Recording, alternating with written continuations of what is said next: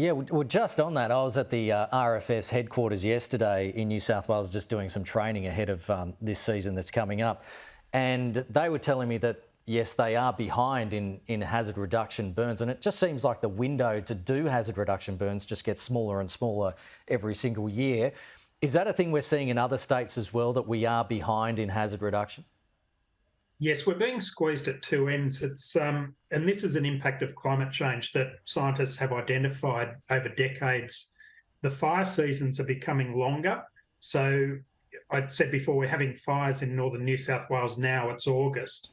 In previous years, the bushfire danger period didn't really kick off till October. So the independent bushfire inquiry in New South Wales found that the fire seasons are months longer now. The Royal Commission found this. And the conditions suitable for burning are just being squeezed. It's either too wet or too hot and windy, and it's too dangerous to burn.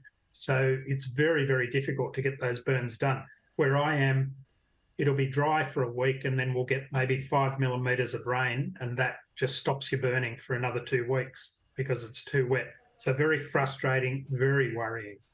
Yeah, you've got the grass fires potentially across much of the Northern Territory, but the report really singled out Queensland, saying that bushfires are expected to be, quote, destructive across parts of Queensland this spring.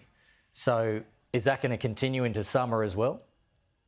Well, what we saw in Queensland in June, there were properties lost in the Darling Downs. So they had extreme fire weather in June, which is almost unheard of. But again, Queensland in previous decades wasn't really seen as a bushfire state.